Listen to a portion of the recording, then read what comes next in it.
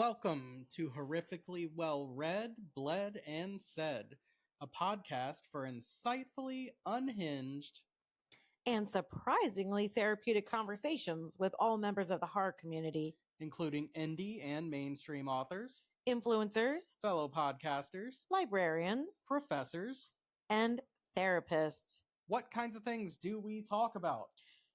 Horror as an allegory of society, from brandishing someone who loves horror as a disturbed human being, to real-life human horrors like systemic racism on Cape Cod and mass incarceration, the impact of horror on a family, from the happy family traditions, and also the traumatic experiences, the ever-present shadow of organized religious trauma, the ways horror is a formative influence on our lives at different stages, horror as a catalyst for acceptance and community, as well as an ever-present source of comfort.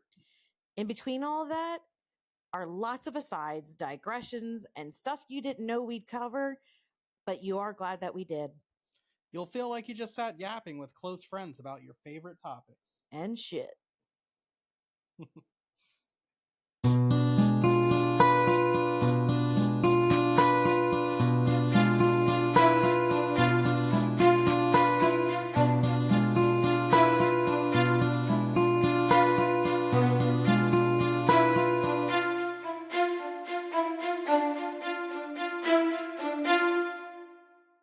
All right. Welcome back to Horrifically Well Read. Our guest today is one of the purveyors of the slasher renaissance in literature. We are so excited to talk today to Brian McAuley. Hello. Woohoo! Hello. Hi, Adam. Hi, Rebecca. Thank you so much for having me. We are very excited. And I think that, as we've talked to different authors and they sort of specialize in different things, I think that, you're very well read and very well versed in all kind of different horror, but your books, in so many different ways has really delved into the idea of slashers so well. So I can't wait to dive into all the idiosyncrasies and all the great things that we can find in the slasher with you today. Yeah. Thank you. Yeah, I'm ready to nerd out on the slasher. Yeah. Let's do it. I'm really interested in these 4 books that your 4th one, Breathe In, Bleed Out. But it's very interesting to me when I look at these as a sort of set of books. The first book, Curse of the Reaper, is sort of slasher adjacent. It is about slashers, but I would never say that it is a slasher. It's much more of a psychological horror. And then Candy Cane, whatever it is at this point, it's more in the traditional slasher, especially the first book. We're going to talk about how the second book kind of goes in a really cool direction too. But I think Breathe In, Bleed Out kind of marries the two together, where there's a huge psychological aspect to Breathe In and Bleed Out, having the probably best kills slasher fiction history. It ties it all together. So I'm very excited to talk about this journey and of how slashers obviously have inspired you and how they've sort of made these books come about. Thank you. I think you hit the nail on the head that for me, I love slashers, obviously, but with each book, I try to do something a little bit different and play in that subgenre, with whether I'm combining it with a different other subgenre or taking a different approach to the narrative structure. They're all kind of dipped in the slasher details, but I try my best to kind of just have a different type of experience with each book. Yes, that's awesome. So we have a special guest here, your number one fan. Heard that we are talking to you. So Annabelle wanted to come say hi. She is currently reading Breathe In, Bleed Out. And she said, when Brian comes on, can I please come say hi? So Yeah, she is. Go ahead. Hi, Annabelle. Thank you so much for coming to say hi. Right here. You are talking to Brian right now. Yes. She's crying now. Pretty much. Because I even got my teacher hooked on his book. That's right. She got her 6th grade teacher to buy the Candy Cane books. No way. No. You are amazing. Thank you so much. I'm so glad you enjoyed them. I love his book so much. And your They friends too. They're like, what are you reading? Yeah. Got them in, and so what did I'm you- so happy to hear that. With being 12 years old, about to be 13, and you have a lot of books, but some books are, if you're not reading every day, it's harder to stand. But you seem like Brian's books just you could stop yourself. Good question. I feel like when I am reading his books, it's just the way he writes. It's so easy. And also, like, how he writes chapters. It's like when he stops the chapter, it's like You I have to don't keep have going. to stop right now. Like I can, and like I remember being in class and like it would be like independent reading time, and then she would be like, "Okay, guys, it's time to write down what you read about." I'm like, I'm about to end in this chapter, and it's about to get to the best part. I was on Candy King Kills, and wait, was it Revenge? I have no clue if it was Revenge or not, Again. but it was so good. Yeah. I just remember just Yeah. wanting to read it all day long. Just All day being long. being on Yeah, the bus that's in the morning, I would take out my book, I would read it on the bus. I remember that always. This is high praise here, Brian. Yep.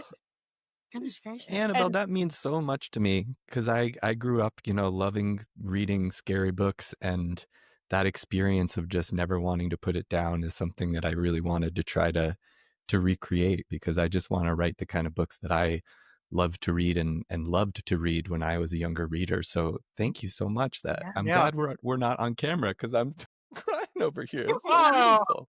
I like that too. Aw. Without giving too many details yet, because Get Out is not out just yet when we're recording now.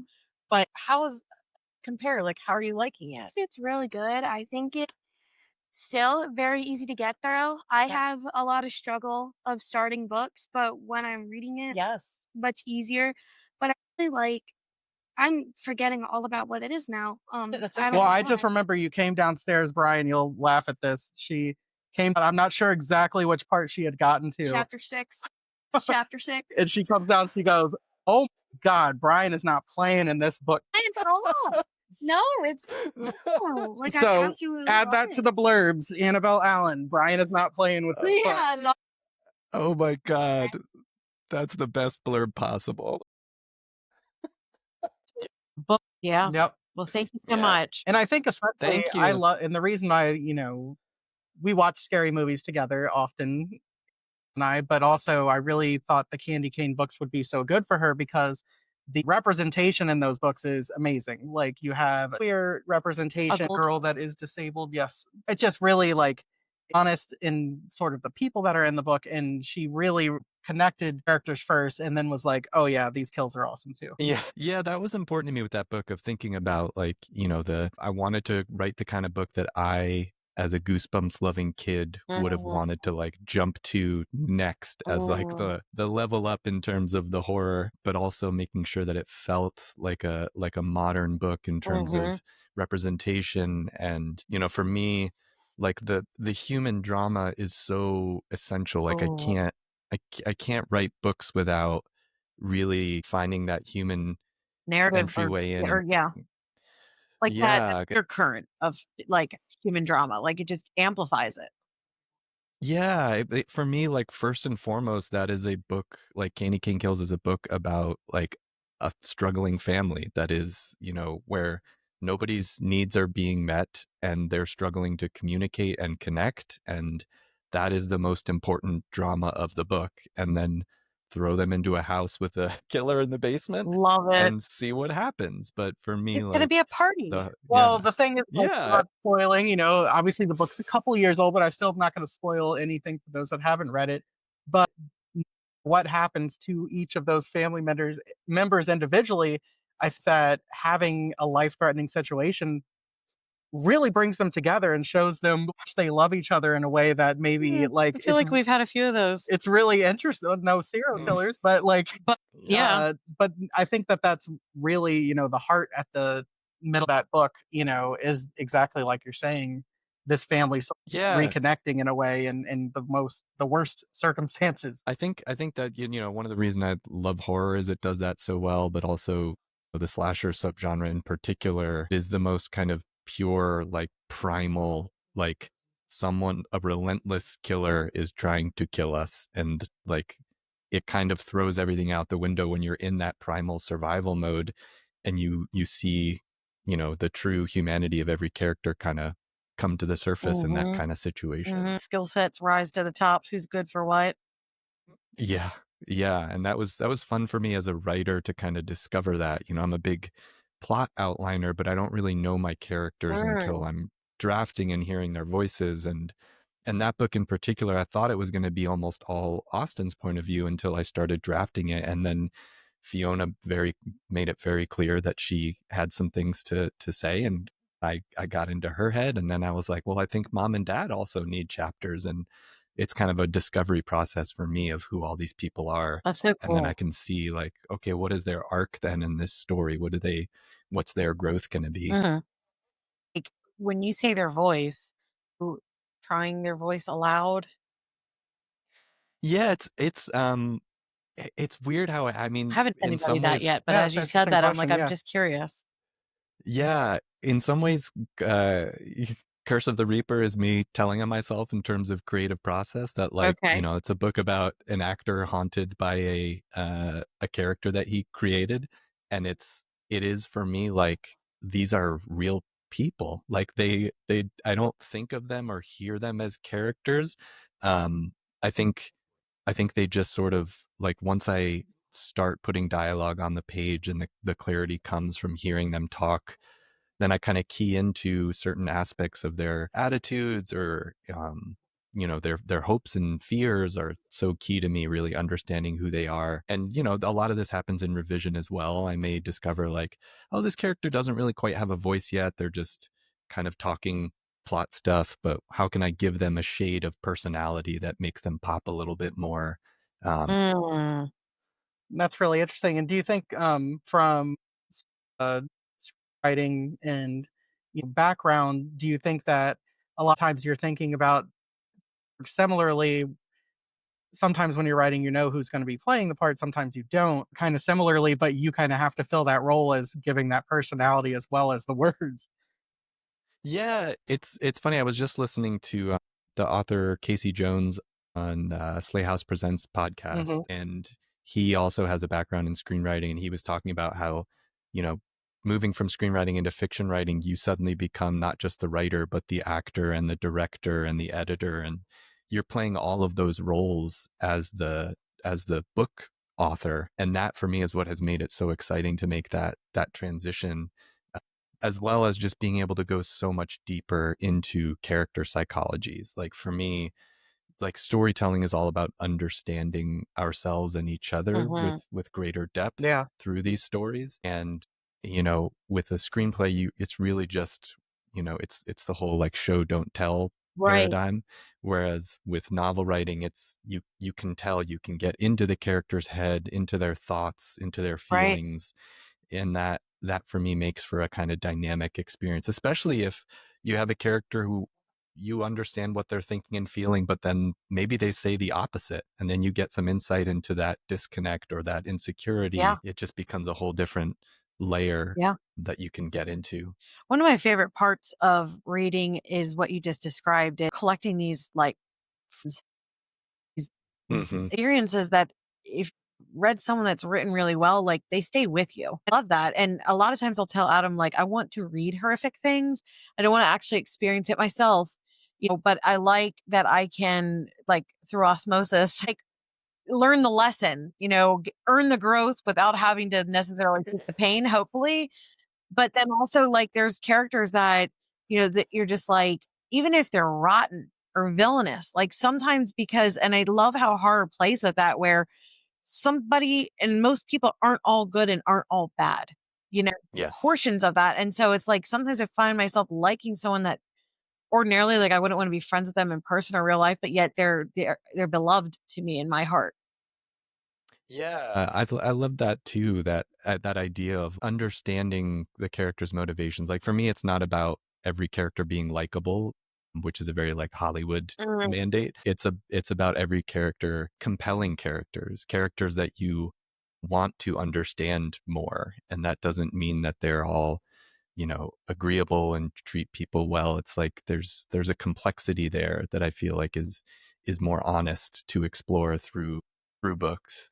I think that's one of the things too why someone like Rebecca can be a horror reader, not like most horror films, this is true. because Hmm. I think that that is something that in the space of a book where you can get into a character's head, sometimes not very great people, that landing them on the level that you do in a book, connect with it in a different way that a horror movie does. And I think that they have very different goals, for their audiences. A horror movie and a horror book oftentimes leads to that too.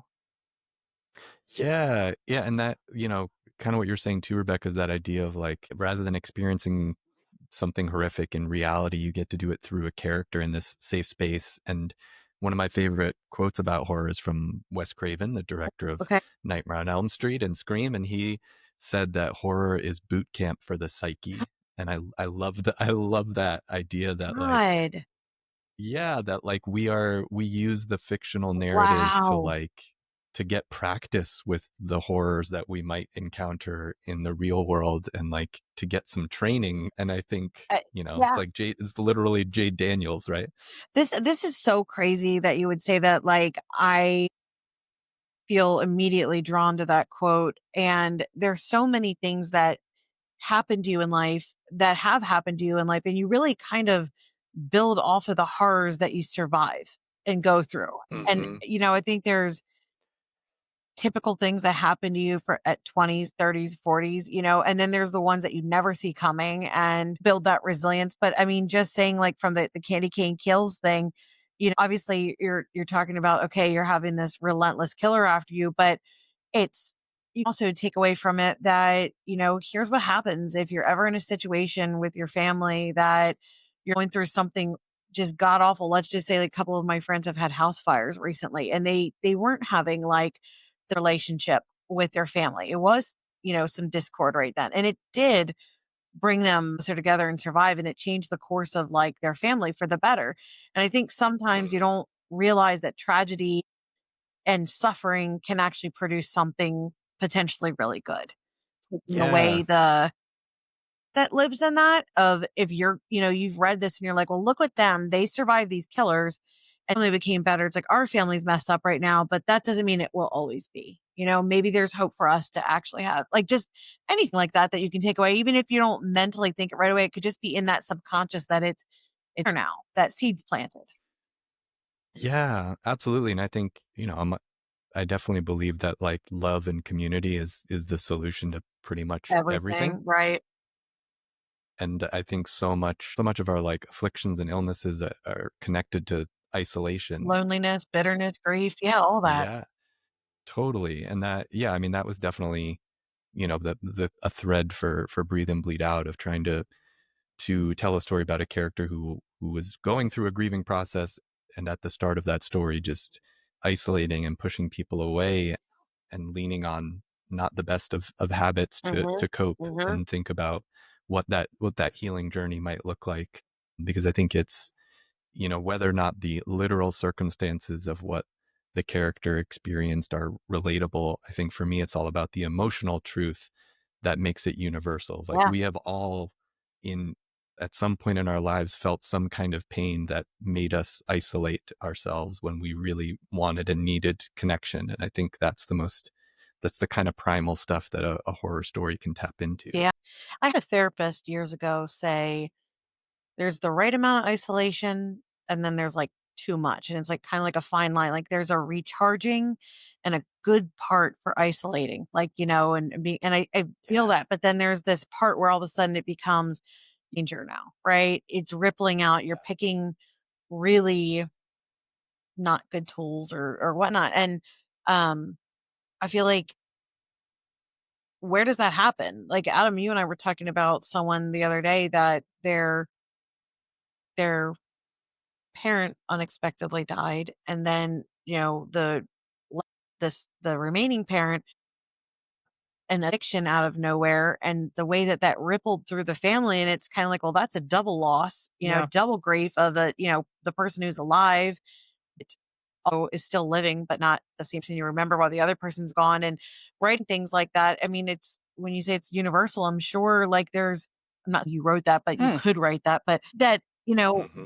someone to get through, that someone sees you. Like it's not just your own personal horror story that you're living out.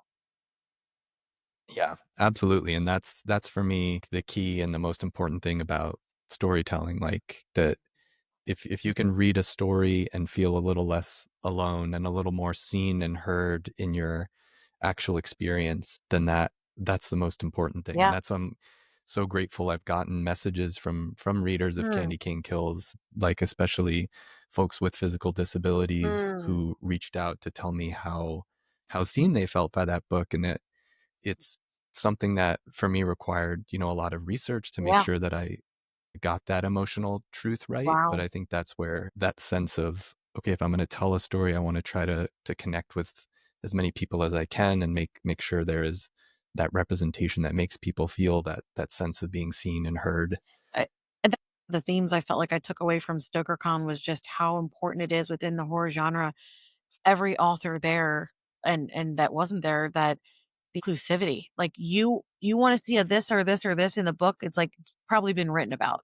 Yep. It is. And it just, the community prides itself on making sure that everyone is there to be seen, that no one has to really be like, well, I never saw myself or this in this book. So, I mean, kudos to you that you're willing to put the time and effort in to learn that and have that experience so relatable. I'm sure that's just like so rewarding to get a message like that.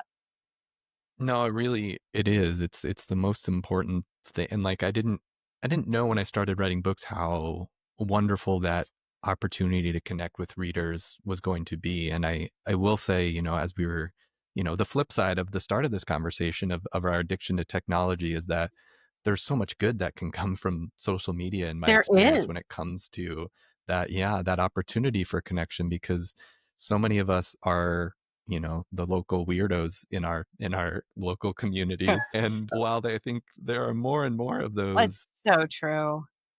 it's a lot easier to find those people online and then to go to an event like StokerCon Yeah. and connect in person. Like I always picture the end of The Craft when Firuza Balk says, "We are the weirdos, mister." Yeah. But it really, I think it's especially true in horror because it always has been a genre about like the capital O other. It's always been about the people on the outskirts that we don't acknowledge. And then through these horror stories, we're reckoning with things, we're shining light Yeah. into those dark corners that society is not giving the airspace to. Yeah. So it's beautiful in person to see all the people who create and consume that genre are living embodiment of that beautiful weirdness. Yeah. It's really like that. I know Adam's going to want to touch on because your mind is like going there, but I have to tell this funny story. When you're saying that you're doing research as an author, I went to see Mary Roach this summer at Midtown Scholar, and she is also huge into research. And her current book that is about to come out in September is called Relatable You. And so she actually went to like the conferences where anyone that had when you have your leg or your arm like cut. Amputated. Yes. Sorry. So it's like, basically it's like conference where there's all kinds of different amputations that the people that have attended, and they all kind of find their people there and go through it. And she through and talks about like how a person wrote into her and said, okay, you've written these books about stuff and the afterlife. Why don't you write something about football referees? And she was like, no, I don't think I will. And then they got to talking and felt that this woman was a selective amputee. And she's like, what does that mean? And she's like, well, her foot was so messed up for years and so many problems and pain. And like, she took a long time for her to find a doctor. Like, so that's where it kind of started for Mary. And so she always writes these like funny nonfiction books related on science. So anyway, she has gone and traveled to the doctor that treated Elvis and on his like fancy hamburger ring. And she immerses herself. So someone asked the question there, what is the weirdest research that you've ever done? And she's like, well, at this couple, wife has since passed, but she just slept in an iron lung. So I asked if I could come and sleep in the iron lung overnight. And we're like, I don't know if you know what that is, but it is like a full. Wow, Okay, yes. yeah, okay. So it's like if you have Yeah. Oh, yeah. Okay, go ahead. No. No, tell you what it is. No, I mean, it's huge. It's this huge metal container that it's almost like a metal. Claustrophobic to get in that. Well, actually, she talked about that. Okay. So it's a huge metal coffin, I would guess you would say, but your head sticks out. So it forms this really, really tight seal around your neck. Oh, no. And so she said, that's really the only part that feels weird. You can't scratch or itch. But she said it's so almost relaxing because it pushes and pulls, what she call it. It's negative breathing or positive breathing. I can't remember. It's like that's an actual science term of Yeah. which one it is, but said it was actually very relaxing Yeah. in there. And she had heard from so many people as she did the research that they were like, it's weird, but it's the most relaxed they've been in their life to be able, like, of people that actually do have the To like breathing not have to issues. think about breathing. Yes. And she said it was funny Right. because she was trying to talk and she's like, and it'll just cut you off because you have to like almost relearn how to speak because, yeah. So she spent the night in an iron lung. So what are you willing to do is my question for deep Oh my research God. next time. And maybe our listeners could actually suggest some shit for you to do. Spend the I night in a guess yurt is what we're asking for breathing. yeah. Not, let's make it happen. The immersive research. Yes, Yeah. yeah. So Oh, I mean, that's I just incredible. appreciate that she's willing to like Yeah. do all of those things. The other thing she said is she was recently doing something with hair transplants, and she asked if she could have hair follicles from her head moved onto her leg, and she was like showing on it. She was like, I really thought by this time I'd have some long hair that I could show you, but they didn't take. Knee ponytail. Right. I'm sorry, Mary. But yeah, I mean, That's really, for amazing. her to be seen and for her to like talk with these people, it meant Yeah. the world, and it's really cool. Well, transition. That's the first time I've heard that story too. I very interesting. I like that. But you talked about horror being like the capital O other, also sort of the most say degraded, but it's not the most highly thought of in like intellectual circles. And then the horror genre, a lot of times the slasher is the lowest even within that. That Yeah. it's the most basic. It's just exploitation. You're just, you naked girl and then she gets killed. And that's like, sort of at its base, sort of the, art against it and things like that. Now, I agree with that. I love slashers. I think there's a lot of interesting things about them, and hopefully we'll talk about them. But slashers, as they were popular, like, late 70s when they really began up through Scream and everything, there really wasn't that you would label slashers until I would say the last 5-10 years, maybe. What do you think has like sort of made that interest go to the literature? Like, Yeah, it's a great question. And that definitely, I'm actually writing a piece right now. It will probably be published actually by the time this airs. So folks can check out what I wrote for Crime Reads about the slasher genre, hopefully by the time you're listening. okay, But it's something that I'm exploring right now in this kind of essay about, where the genre started and where it's now headed, or where new kind of modern voices like Stephen Graham Jones are taking the elements that and tropes that are kind of evergreen and still work, and then getting rid of the ones that are dated and maybe aren't as central. I think that the starting in the cinema, like there were entries that felt more like exploitation films.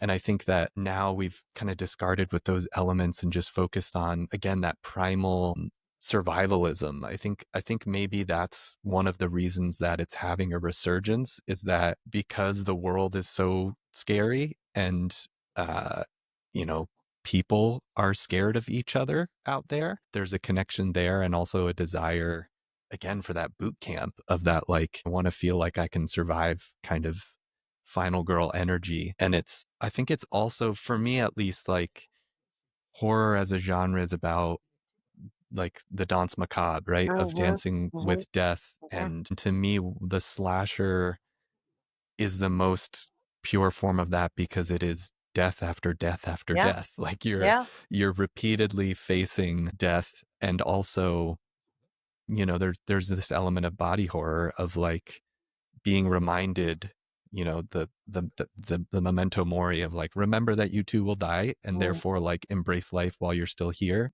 I think that the gore is central to slashers to me, because it's a physical, visceral reminder that like we're just a bag of meat ultimately, and like the slasher's going to come through and cut us up into many pieces, or take our guts out, or do whatever creative death they might do.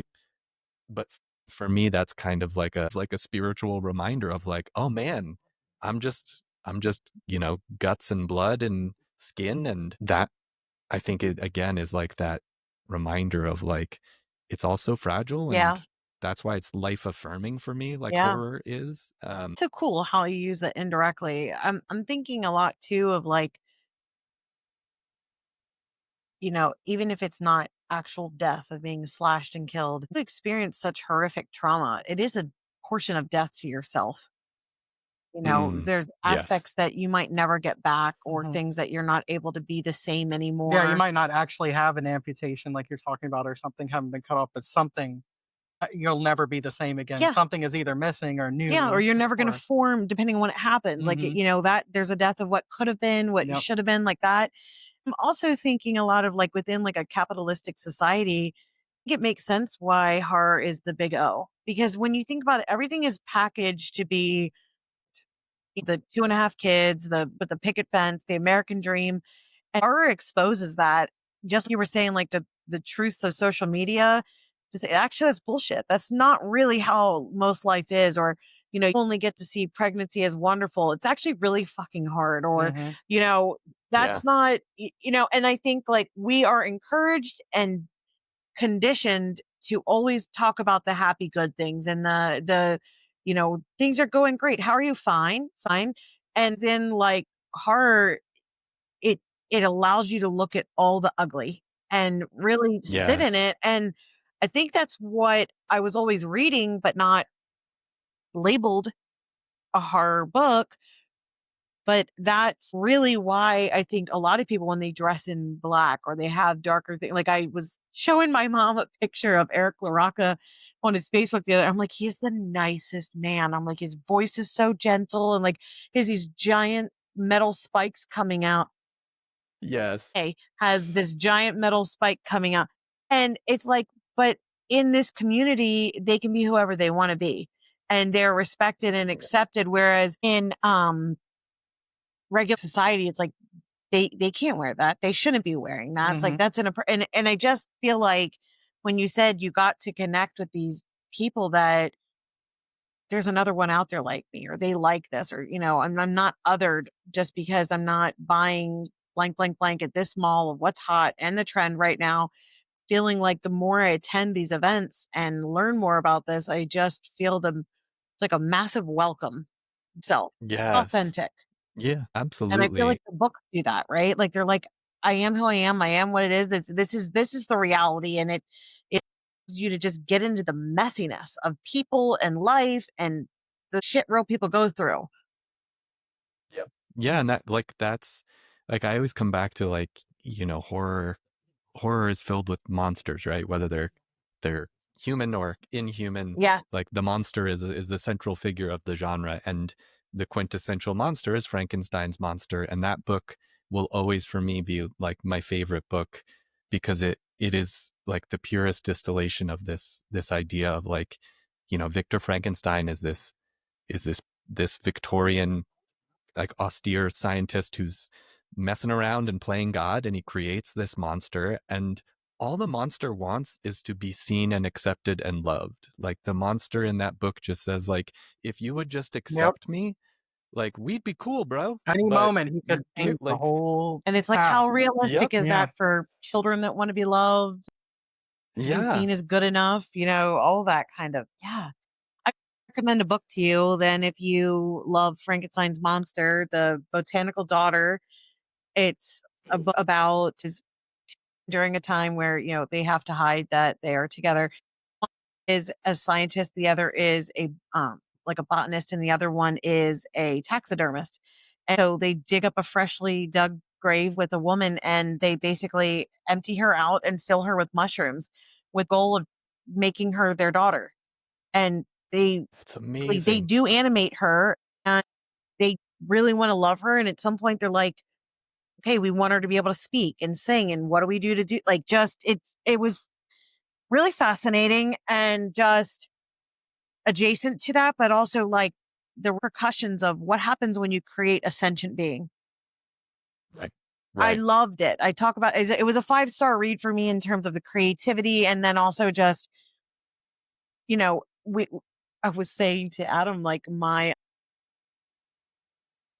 boyfriend of mine is now a doctor for NASA, astronaut, and always, like, just amazed at the kind of stuff he puts out. And so I found the other day that Chernobyl is now having this bacteria that is feasting off of the radiation. It could be a potential option to use to prevent like against the heat shields of like reentry and whatever. And so I send it to him with Adam, obviously being okay with, and I, what are your thoughts on this, whatever? And he was talking about it, and then he said, actually, we're now considering like maybe even at some point in the future, being like essentially like DNAs or basically making designer humans that are going to be more equipped to be in space. And well, that's just a fucking book ready to be Whoa. written right there. I'm sure that's going to go great. There Yeah, won't be any yeah. trouble. Oh But my God. it's like the horrors are just ready to come out. But I mean, I just think so many of the things that are happening, like how fun would that be to write something about the Chernobyl radiation? Yeah. And I just don't think you think horror is like everywhere, Yep. but it is. Oh, yeah. And you taught me that. You're welcome. Yes. Thank you. I That really is- did. Like, I don't read about monsters. He's like, but not all like you said, Brian. I was like, wow, you took it right. Adam's like, Yeah. not all monsters are human. They can be. No, humans can be monsters, humans yeah. can be monsters. I'm like, no shit. And in fact, Yeah. they're the most likely kind of monster. Yeah. 100%. Yeah. And that's something that I've been seeing like with Breathe In, Bleed Out of like the crossover to thriller readers. Yeah. Who a lot of whom, like I've seen so many reviews of the book that I've been tagged in saying like, I can't believe I'm saying this, but I loved a horror book.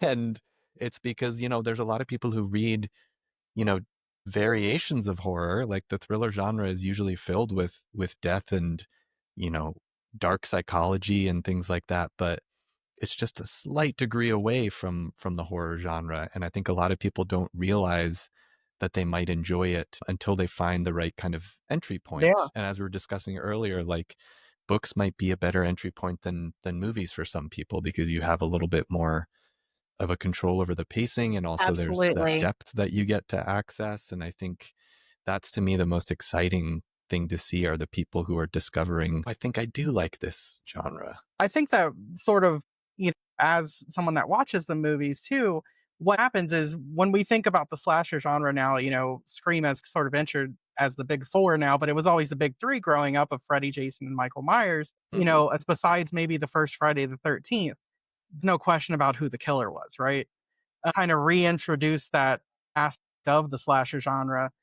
Each movie, part of it is figuring out who did it. That's where sort of the genre and the thriller genre a lot of times hands with each other and say like, okay, it kind of goes into that other, aspect of the thriller. And a lot of thrillers do have very violent deaths in them. So I think as, a reader would certainly be more interested in a slasher, especially one like Breathe In, Bleed Out, where you're trying to figure out who the hell's doing this the whole time, right? That I love to hear that, but it also makes a lot of sense. That one thing in Breathe In, Bleed Out also that really interests me is character of Hannah, character, like she kind of plays that idea of, no spoilers, but she's put in that position where you feel like this is your final girl, right? Because you're following her through the story for this part. But when we think of traditionally and stereotypically of the final girl, they're perfect, right? They're smart, they're virgins, they're not doing any of the bad things. And she begins this book with so much trauma and baggage. Was something that when you thought like, I'm going to make a final girl that's a real person this time? Was that like go into it, your thoughts and process?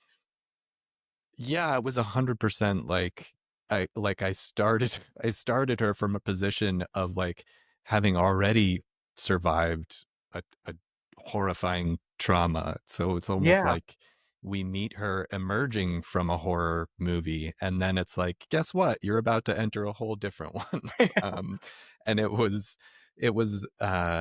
important for me because the whole concept that I started with of like, a slasher set at a spiritual healing retreat meant like my protagonist has to have some healing to do. And also I knew that I wanted Hannah to be an unreliable narrator because of that. And that I wanted to, play with the idea that she is a haunted person and that she is the lens through which we're experiencing this story for the most part.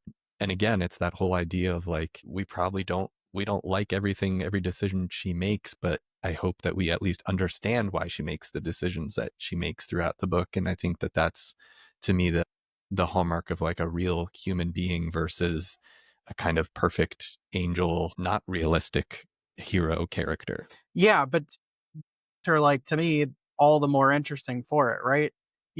That she has Yeah. those things. Totally. And then extending that to all the other characters in the book of thinking about, okay, what are the depths of all these other, and I was similarly, the way that I was playing with the final girl trope with Hannah, wanted to play with some of the other slasher trope characters of like the jock and the Mhm. stoner and the mean Yep. girl, and like embrace them, because for me, like, the fun is in embracing tropes but then twisting them and upending them, and that to me is where the joy of how people who love slashers share a certain language, because we've all seen those movies and we know we have certain expectations, and then as a writer I get to trust that I'm playing on those expectations. I'm my readers can kind of enjoy the ride on a different level. Yeah, I love that. It's that kind of thing that it's like blood and guts. It's like, no, it's not. It's blood and guts too. Like, you're gonna get Yeah. that if you want them, and you certainly deliver on that. But I Yeah, think it's been a like while since you've said that quote of the outcast. Outcast, yeah, rap group Outcast, they have a song where they say, everyone says hip hop is only guns and alcohol, and they're like, no, it's not, but it is that too. It's like, well, that is Yes. going to be there, and like that is as valid as talking about societal ills. Speaking of that, I think that one of the themes in this book is the fact that Hannah has all this trauma in both, whether it's professionals or other things around her. It's sort of the minimization of that trauma. And it's like, well, just meditate and you'll be fine. Just come to this retreat and you'll Yeah. be fine. It's like if you just try hard enough, you'll get over it, kind of thing. And, I loved that. And it sort of takes on the whole wellness culture as a whole, and then you character. And have you seen that, like, either in your personal experience with people around you, come from something specific? Yeah, I mean, I lived in LA for 10 years, and so Right? No. yeah, exactly. So that's the answer. So I definitely had many brushes and encounters and with wellness culture in every kind of avenue of it. From yoga studios to support groups to the different storefronts that are kind of mentioned on this strip called Abbot Kinney Boulevard, that it's such a pervasive culture, and also just through Instagram, right? Right. Of people who are self-proclaimed kind of self-help gurus. And it is, to me, like, I like to write books from a place of like mixed Hmm. feelings, because I think that gets to me the most interesting experience writing and hopefully reading.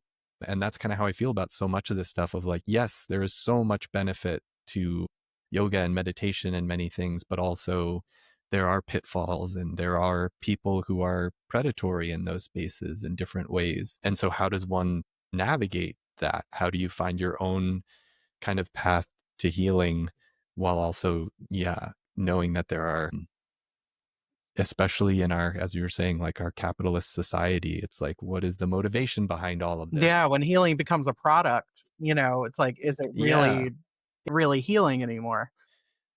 Yeah, because it is. And this kind of circles back to what I said earlier of like, the answer is always community, right? And we are, capitalist society is intentionally reinforcing individualism to keep us separate and desperate. And what we really need is to connect and support each other. And so I think that's also part of the balance of the like people who are like, yeah, you can just fix yourself, just heal yourself with these positive thoughts and affirmations. And like, it's not always that simple. There's work that we do on our own, but then there's work that needs to be done in community. And yeah. So for the fun part, the kills in this book, just A plus. And you say Thank you're you. plotting. And did you sit down and say, okay, I know this is where my slasher takes place, and I'm gonna use every type of thing that could be at this place to kill someone? Did the origins of the kills themselves, and then how did you match them to characters based on personality or how much you like. The couple where I'm like, I'm really looking forward to this person dying. I really hope they have an especially inventive kill. And you do that very, very well with one particular character in particular. Like, do you ever say, like, people are going to like this character, I'm going to kill them in the most horrible way? And then on the opposite side, like, as you're writing, are you like, this person just needs to get it really bad? Just need that process. That's a great question. I mean, honestly, this book really started with that, with the idea of like a slasher at a spiritual wellness retreat. I want to write it because I can have so much fun with those death set pieces using different props and locations. Like, that was the jumping off point. And then, as I mentioned, I reverse engineered a protagonist from that of like, okay, well, then I need someone who needs healing and worked backwards from that. And then similarly from each of like the death set piece ideas, I was like, okay, let me reverse engineer a character where this death is going to feel kind of personal and specific. And that, I'll give my props to Freddy Krueger for that. Oh no, I I'm love. still afraid of Freddy. I don't even like hearing you say But it. he I'm so sorry. Yeah. It's okay. It's okay. Go ahead. He played on their fears or their strengths or whatever, Yeah. Yeah, he was a very personal slasher, and that's what I enjoy about that franchise in particular, is how it's the kills are rooted in the characters, and that makes it feel so much more unsettling, but also so much more fun. And so yeah, that for me was a big goal with this, and I don't shy away from just pushing it further often than what I thought I was gonna do. I'll discover things as I'm actually drafting it of like, oh, maybe that's not the end. Maybe I can add this element. But yeah, that really was the jumping off point for it. That Do you just walk around thinking, like, looking at random things like the cause of death from this is likely, but it's never zero? Like, do you stay in a frame of mind of Yeah. always thinking like ways of weird things that can kill? I mean, yeah, that's the the survivalism aspect too, Your I guess. girlfriend's like, Final Brian, where are you? destination. Like, I'm looking, you're always distracted. It's like, sorry, I was just in bed. You're thinking Yeah. about someone being killed again, aren't you? Yes. But same time, the Yeah. final girl has to do the same thing where what around me can I use or what can I turn on this killer? So maybe he's Yes. thinking, how can I protect my loved ones That's with true. this bed frame? Okay. Well, I feel like I love the show. Thanks for the save, Yeah, no Adam. problem. The thing I love about like watching I do like to watch slashers. Yeah, that is one genre that and I do like to read slashers. Mhm. But I've always been a fan of the show MacGyver. And that's basically what they're Yes. doing. Yeah, And it's like a MacGyver this kill. Yeah. Both in writing it and surviving. yeah. That's I think you loved That's so you funny. loved Hard Eyes so much. I right? did. I did. Yes. I genuinely that's did. really funny. Yeah, It's so especially good. at opening where you when you realize what was going to happen in that wine chamber, you're like, you're just as giddy as I was, like waiting for it to happen. So I'm like, see, it's in there. So Yep.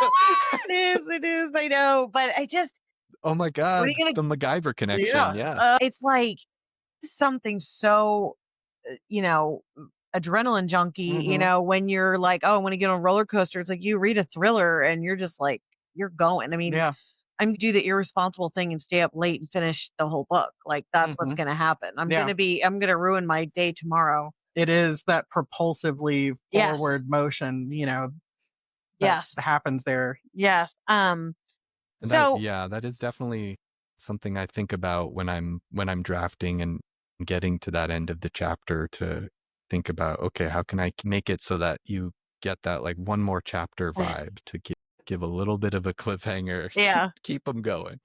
I wonder, obviously we have a second Candy Cane book, hopefully movie someday. Yeah. But as you finish, and Bleed Out, it's coming out, a month, you're done.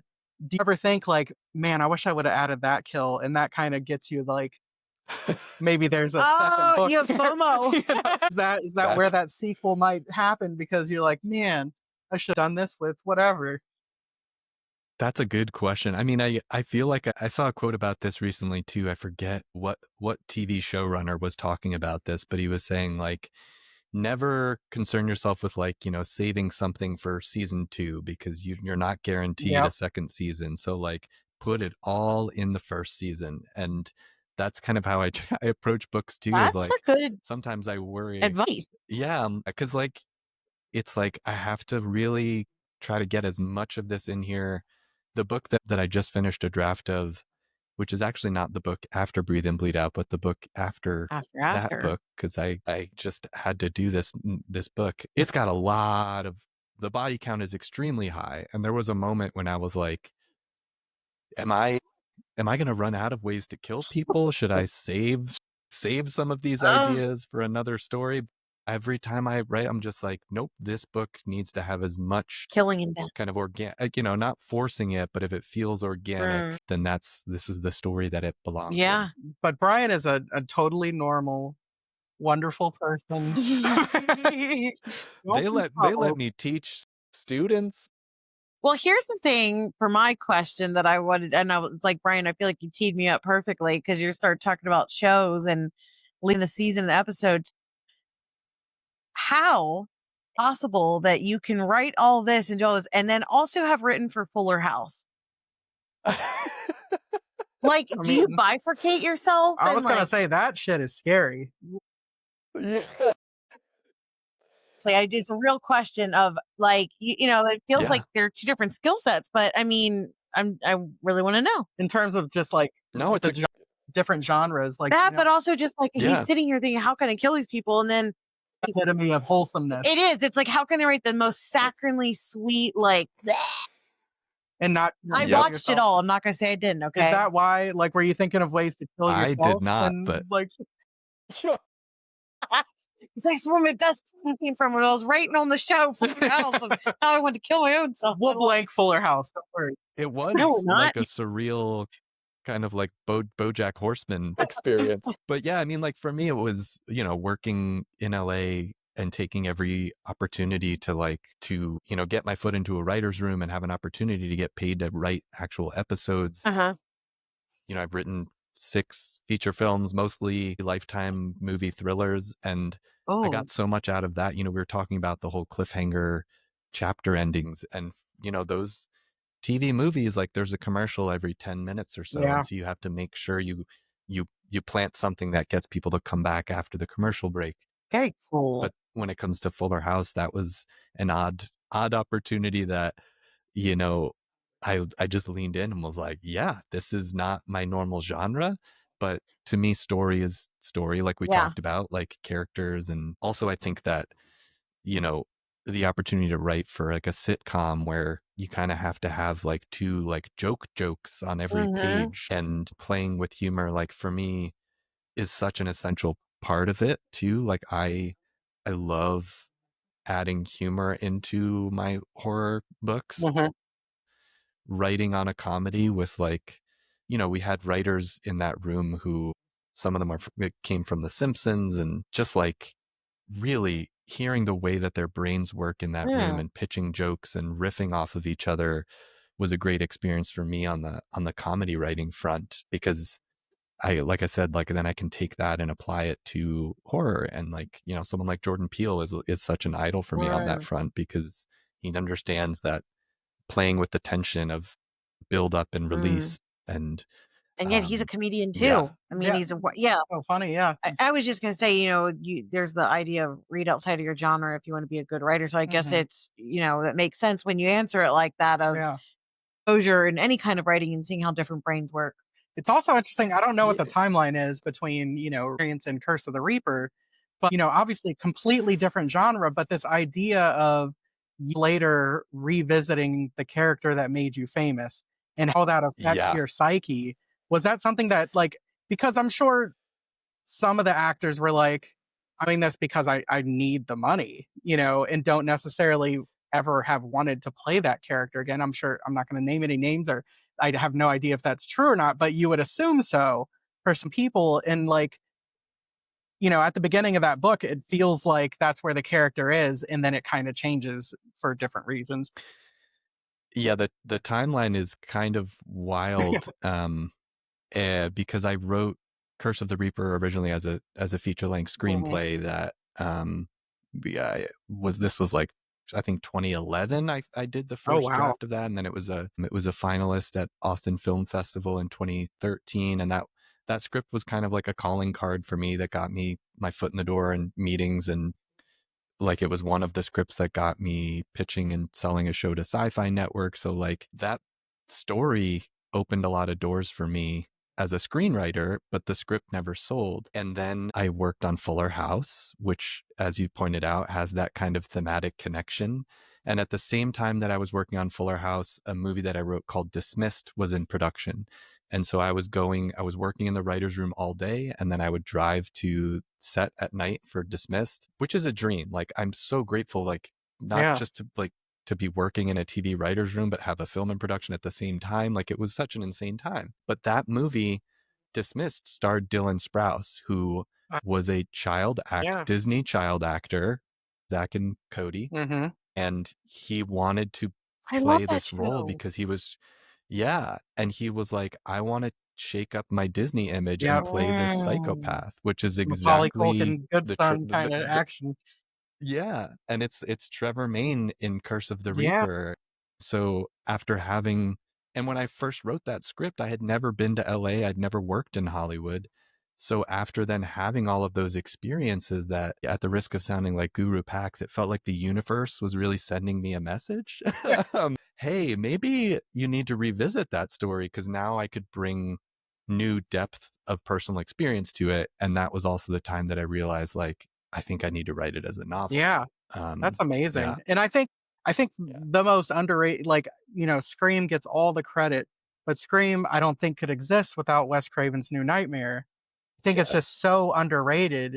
And I think that you take that sort of that is in New Nightmare, and you turn it into this just such an interesting psychological exploration of both of these characters, and kind of take it to such a deep place of where that goes. And I think that just a lot of people that have not read that book, it talks about slashes, but this is, if you like a story of, again, unreliable narrators, of redemption and tragedy and all this kind of stuff, Kurt is such a brilliant book for all of those things. But just talk about that a little bit. Thank you. Yeah, and Wes Craven's New Nightmare was 100% the like inspiration jumping off point, which is something I always tell my students, is like, don't shy away from like your influences. Like, you don't have to be 100% original. There's no such thing as Yeah. original. Like, I could go on a rant, which I will refrain from, but like, we talked about Jason, Freddy, Michael earlier, right? Yep. Jason is Frankenstein's Mhm. monster. Freddy is Dracula. He comes and visits you at night, right? Yep. And Michael Myers to me is like the Wolfman. Just He's the young primal, boy brutal. who then becomes the shape, right? Yeah. It makes it a little less scary for me now, to be Yeah. honest. All right. Yeah. They're just Friends for riffing on these marathons. archetypal monsters. Yeah. Then you and Brian are both paying for the therapist. Yes. See, that's community support. I know realistically in my head as an adult, but that inner child, you say those names and I'm still freaking scared. But I like the Yeah. book ones that you just said. Mhm. Like, or the other ones, like they're Yeah. like, okay, they're approachable. Yeah. Yeah. Yeah. And the for Curse of the Reaper, it was like, looking at Wes Craven's New Nightmare and loving so much about it, but also having that feeling of like, but wouldn't it be cool to see Robert Englund's side of this? Like, Yeah. he's the one who embodied the monster. So why not explore what it would be like for him to be haunted by it? And I think in his performance, it also, he hints like, at it, but you never get Totally. it. And it was, as I mentioned, like, I wrote the script back in 2011, which was right after A Nightmare on Elm Street remake happened. So that was We don't talk the about dual that. kind of jumping off point of like, they recast Freddy Krueger, and what must that feel like to have embodied that character so iconically, and to see someone else take it in a different direction. So it was, for me, like, exploring the depth of that. Yeah. And I think the that way that you experience, twisted it, that made it better, because I think England probably felt pretty good that everyone hated that. And some part of him was like, okay, good. But like, I love the aspect in the book that people are so excited and happy that he's being Yeah. replaced by this specific person, and how great that person's going to be. and sort of the delving into the sort of depression and just the sort of who I've always been and now I'm not anymore. What do I do? Yeah, and that's again like that emotional truth, right? Of like I am not a 60 something year old like fading actor, but I worked in Hollywood enough to feel that sense of like trying to find your own identity and attaching your identity to your creative work and your self-worth and all of that gets all tied up in it. So I think that's for me like the personal aspect beneath the circumstances that the book is tackling. Yeah. Well, I love seeing all the success that you're having. And, everyone that I know that has read and Bleed Out loves it. And so many people are excited for it. So, September 2nd, the week before, you get that in before the 7,000 books that come out on the 9th come out. And you were just running a sale recently. Yes. And you have, hey, if you're in Britain listening to this, the Waterstones has the 25% off right now, whatever it is. But so excited for that to come out, and I know it's going to be success for you. So pre-order now, September 2nd, that will be out. In your future, where can people find you? Thank you so much. I have, yeah, there maybe will be another book announcement soon. But other than that, I have stories in anthologies coming out. Terrifying Tales to Tell in the Dark from Death by TBR I Books. cannot wait for that. Yeah. Oh, wait. No, it's Twisted Tales. Twisted Tales to Tell in the Dark. I have a flash fiction story in that coming out in September also. The Curse of the Reaper paperback is finally coming out in September as well. So that's going to be a busy month. And then, yeah, I'll be on tour also. So See check you out at my. Spooktastic, actually. Yes. Oh, I'm so excited for Spooktastic. But yeah, you can follow me at Brian McWriter on Instagram is where I'm most active. And that's the name of my website also. But yeah, thank you both so much for Yeah, having me on. This absolutely. was Yep, amazing. look him up. He might sing you a song every now and again on there. So Yes.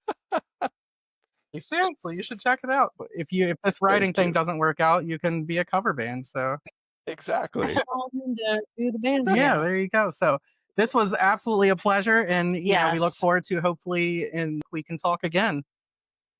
I would love to. Thank you both so All much. right.